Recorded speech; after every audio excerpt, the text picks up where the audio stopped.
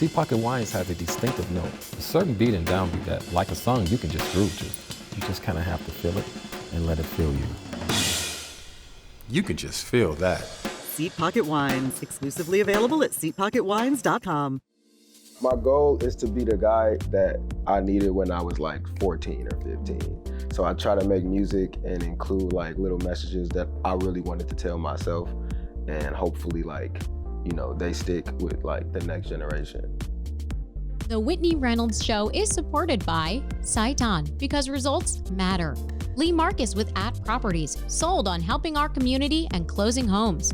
O'Connor Law Firm, when it comes to your injuries, we take it personally. Children's Learning Place, excellence in early childhood education since 1998. Happy to meet you, Prime, Fresh, Fast. Theraderm Clinical Skincare, committed to developing skincare products designed to restore skin health and promote natural beauty. Special thanks to Kevin Kelly with Jameson Sotheby International Realty. My Buddies Chicago. Love Your Melon. Brendan Studzinski at State Farm. Fresh Dental. Ella's Bubbles. UFC Wrigleyville. The Cryo Bar. Bark Busters. Leah Chavi Skincare. Deluxe Cleaning Service. STI Moving and Storage. And by other sponsors.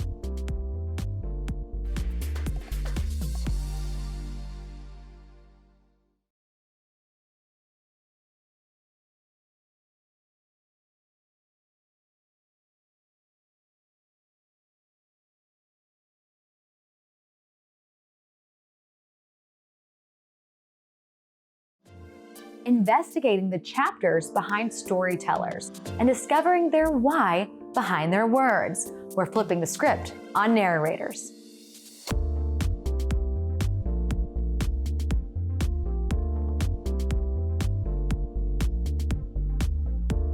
You're watching The Whitney Reynolds Show.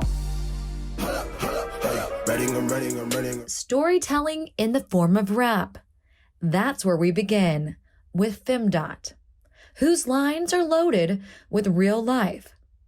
He's the son to Nigerian immigrants, a college grad that has always rapped to his own beat. He's performed at Lala, prepared for finals in green rooms, and his story continues to come out through songs. Let's welcome him out. Welcome to the show. Thank you. Thank you for having me. So I am super pumped because I have not had a rapper on our set before. And tell us what being a rapper means to you.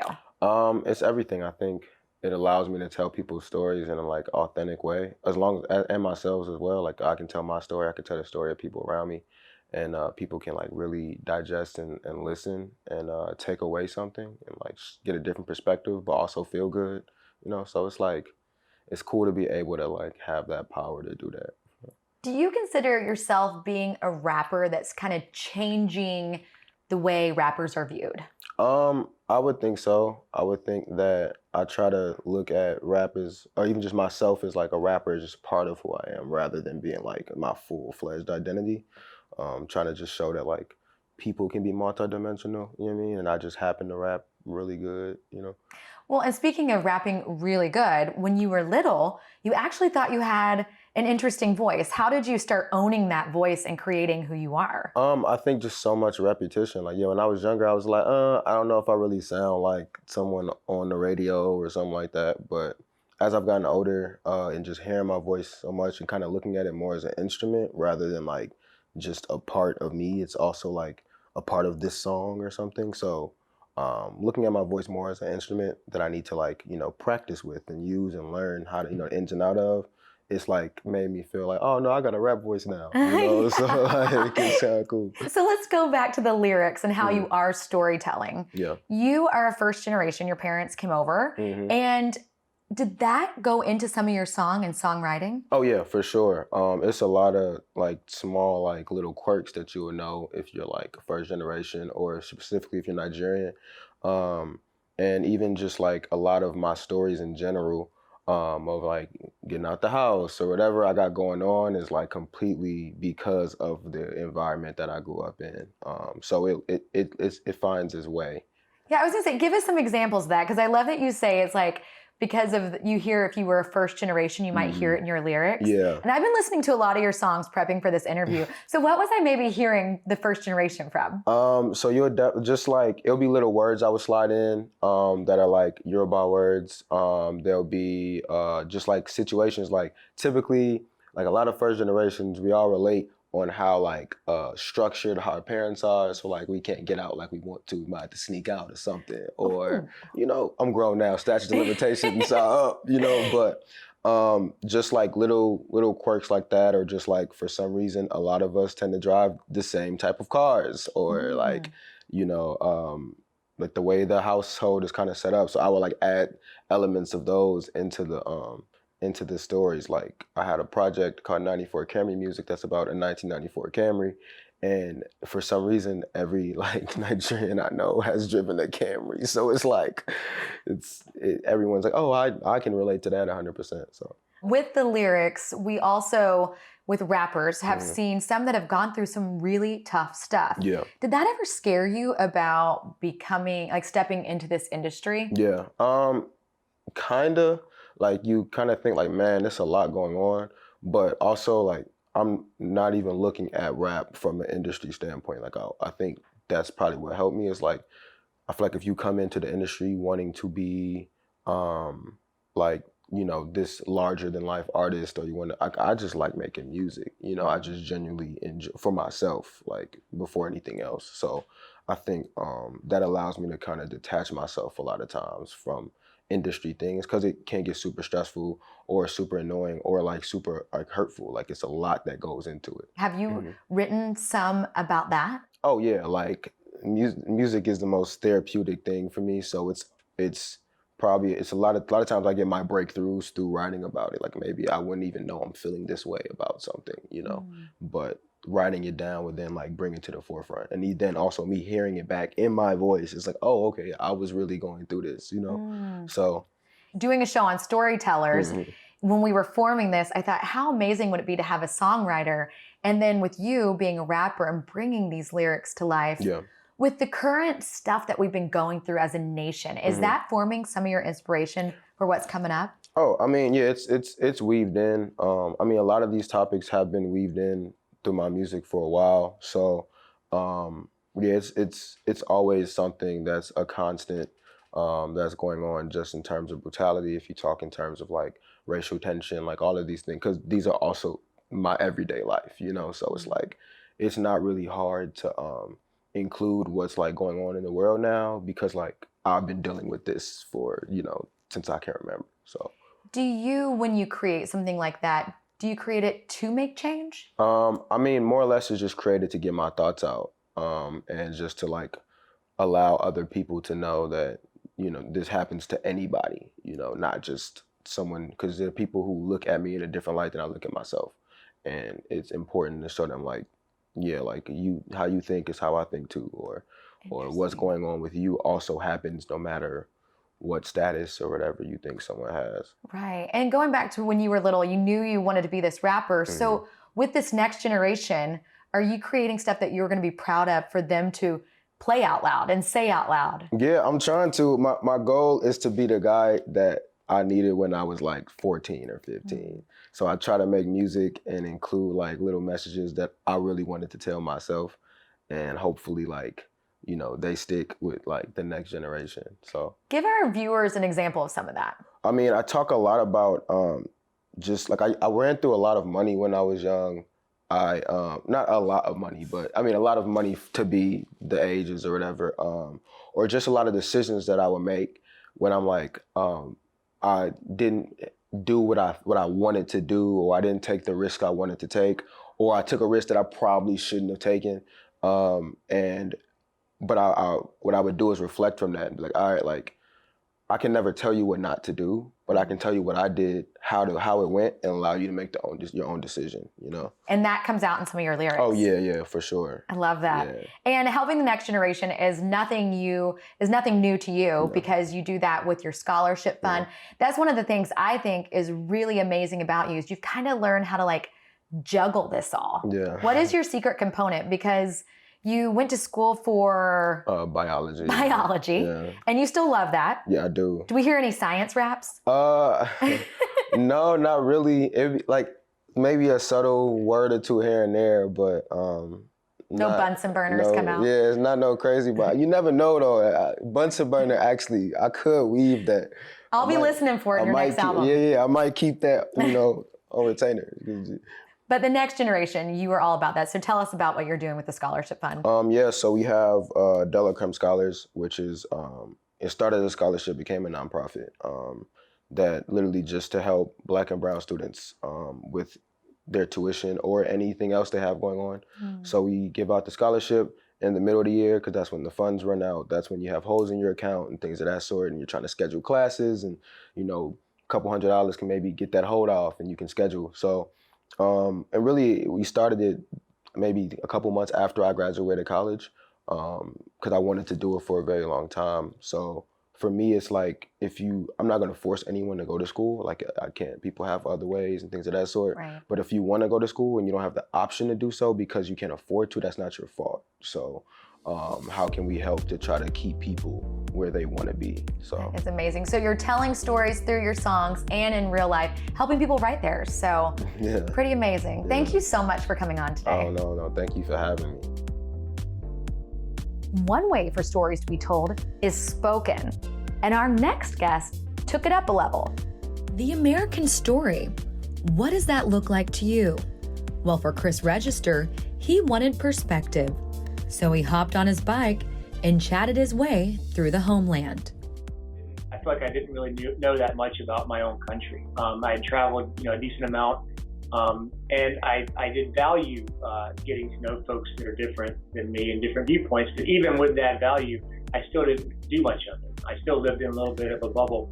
He set the path, divided the U.S. into 8 regional blocks, toured 2,000 miles, 6 weeks at a time, and rode a total of 355 days, 16,000 miles, and conducted 375 interviews. The stories that came from the different states ranged in religion, ages, ethnicities, genders, and races. I was biking and it was kind of a boring day, and I saw a restaurant called Tipsy Turtle. I just pulled in. I didn't know I was on any kind of reservation. And the owner, Alan, came out and started talking to me, and he was kind of this jovial, older gentleman with white hair, and he's, kind of a soft build, and he started talking to me, and I didn't realize he was Native American, and he told me that he had grown up in the 50s, basically barefoot, and running around this river, the Mississippi River, I believe it was, and hunting for turtles, and didn't have electricity. And by the time he was in his late 20s, he was running a nuclear power plant. And that's, to me, that's one of the quintessential American stories, if there ever is one. And he talked about the benefits of growing up poor. He said something like, I've been poor and I've been rich, and they both have their advantages. When he first started, he wasn't sure if people would want to be public about their truths. However, as he kept pedaling, people kept talking. Because people were so proud. I even interviewed an unlawful immigrant woman in Utah, and I just told her outright, I'm not going to put your picture or your name in the book. And she said, no, I want my picture and my name in the book. I've been here for 20 years, and I want my story to be heard. And just when he thought he started the quest to learn all about America, he actually had a discovery of his own. My big takeaway that after talking to so many people is that I'm just one in like 360 million voices.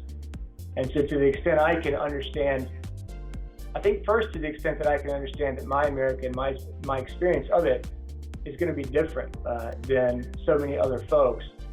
And just that idea, I think, is the most important thing, one of the most important notions we can have in our mind as we go through the world and think about how our country is working, again, writ large. And hundreds of voices later, he discovered, despite all of our differences, we still have something in common: our country. We're the co-creators of We the We, which is a traveling play on a scale that's mini. We bring it to living rooms, hospitals, and children's homes and perform for small audiences, some young, some grown. It's for you if you like stories that move fast. It's for you if you ever told stories with toys in your past. The show is for grown-ups who are we at heart, and for students who like stories that make them think smart. It's a play about how we spend our time and tell our story, whose stories we ignore and whose we give glory. And from the big screen to miniature figurines, let's meet our next storyteller. Welcome to the show. Thank you for having me. So we've been talking about storytellers, and we just saw a wee little bit about what you do. Tell us about it. So my sister and I have always dreamed of collaborating together on a show or a play of some kind. We both grew up performing, and we, a couple years ago, had the idea to perform a show in people's homes. And we weren't really interested in performing a show on a couch. So we were trying to think of like, how could we bring a really magical world into someone's home? And we grew up playing with little miniature toys like Happy Meals and such our whole lives. And so we were like, what if we did a show with them? Because then if you shrink the scale, you could do just as many spectacle things as you wanted in someone's home. And so we had this idea to make a miniature play, and that's what we did. What is the messaging behind it? Because, you know, you are telling something bigger, and this is storyteller. So what is the story you're telling with these? Yeah, it's sort of a modern day fable about how we use our time and what it means to narrate our lives, which is something that we're all doing way more of with social media, and what that does to kind of how we value, what we value. I think it came out of conversations that we've been having with a lot of our friends and talking about sort of the amount of time that we spend on our phones and on social media, and the way that we portray our lives on social media too. And so I think that sort of just kind of got into the story. Well, and it's also a way to take on a big plot line and make it relatable through these miniature figurines. You're kind of tackling some big issues, but yet doing it with dolls, which is brilliant. Yes, yeah. So that is the fun part of it. Well, thank you so much for coming on. Thanks for having me. It's so good to be here. Today's story got us thinking about our own life stories. And how will it be told? We wanted to know, are you consciously writing yours?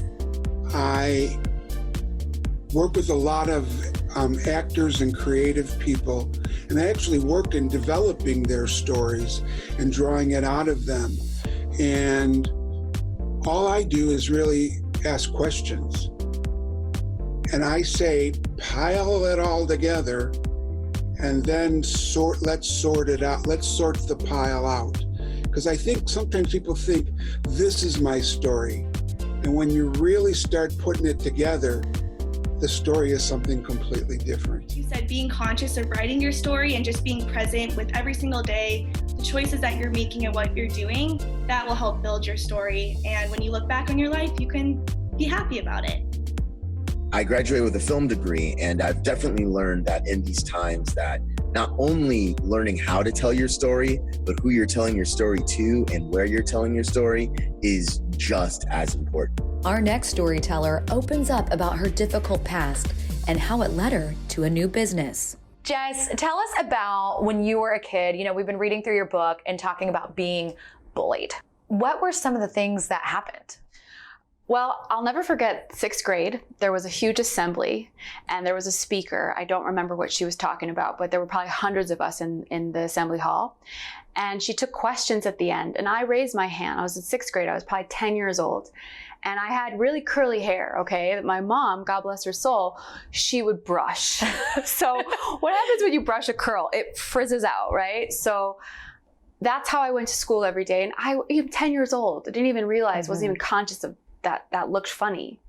And I raised my hand to answer a question. I'm going to get emotional just thinking about this. And she said, in front of hundreds of kids, yes, the girl in the middle with the fluffy hair. And everyone laughed. It's crazy how some of these things stick with us, right? It's wild. I was not expecting this. And every day I was made fun of for my hair. But that level of bullying was traumatic. And it still haunts me clearly. I mean, it stays with you, that stuff. And I took that into my young adult life as a young woman in a lot of serious ways. You know, I definitely played out my trauma unconsciously I've dated abusive men. I, you know, made a lot of poor mistakes when it came to friends because I had blind spots. I wanted so badly, and I still think I do, to be loved and to be liked. Don't we all? Don't we all? Yeah. To be approved of. And so that's a shadow side. And we make decisions sometimes from our blind spots, from our shadow sides. They're unconscious, and then we get hurt again, and then we see the light, and we make a better decision next time. All of a sudden, those emotions just come back out. And I want to know how you stepped in to owning your story and saying, yeah, this is part of me, but now I want to take this with me to be the person I'm becoming.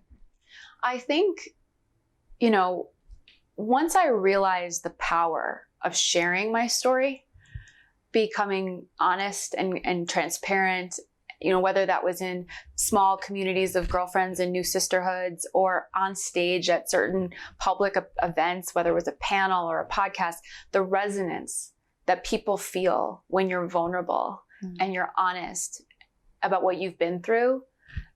Not only are you more relatable, yes, but it can be healing because you have this common experience. And as soon as I felt safe and trusting that there were other people out in the world that had similar stories, you know, we've all been through some level of trauma. There's such a spectrum, but we've all been through something.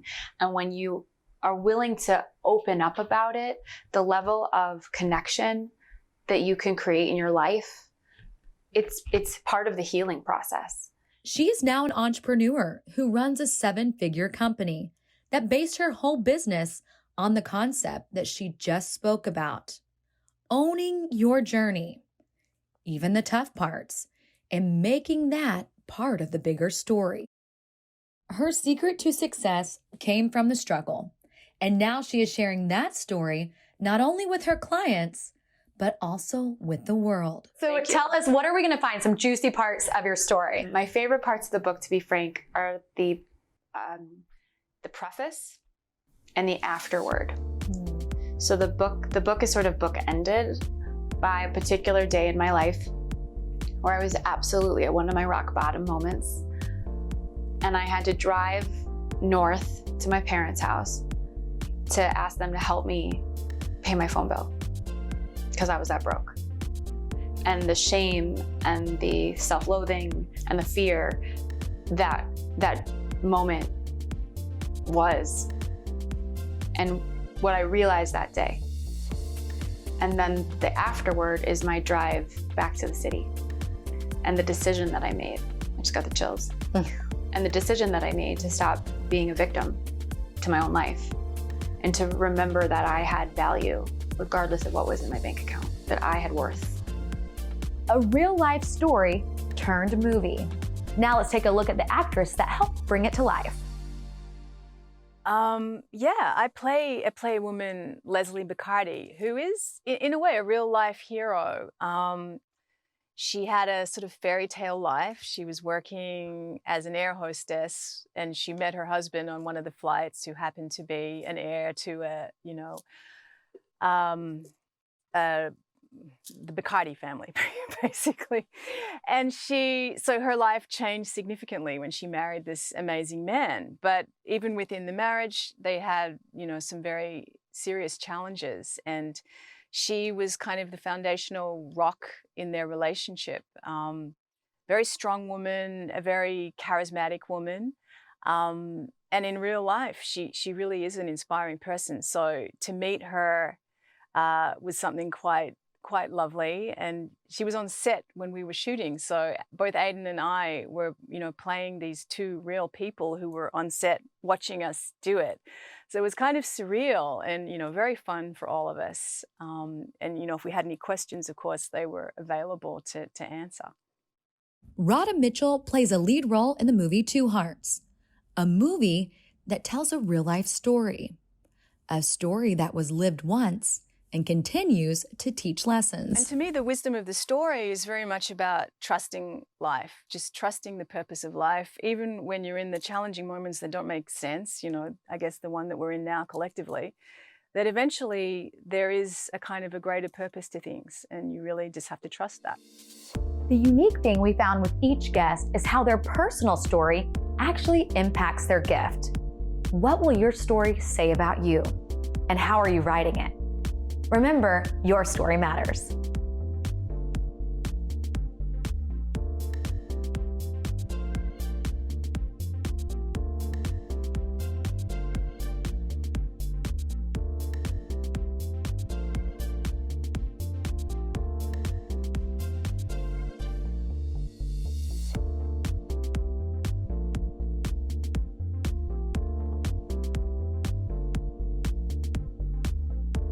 The Whitney Reynolds Show is supported by Saiton, because results matter. Leigh Marcus with At Properties, sold on helping our community and closing homes. O'Connor Law Firm, when it comes to your injuries, we take it personally. Children's Learning Place, excellence in early childhood education since 1998. Happy to meet you, Prime, Fresh, Fast. TheraDerm Clinical Skincare, committed to developing skincare products designed to restore skin health and promote natural beauty. Special thanks to Kevin Kelly with Jameson Sotheby International Realty. My Buddies Chicago. Love Your Melon. Brendan Studzinski at State Farm. Fresh Dental. Ella's Bubbles. UFC Wrigleyville. The Cryo Bar. Barkbusters. Leah Chavi Skincare. Deluxe Cleaning Service. STI Moving and Storage. And by other sponsors.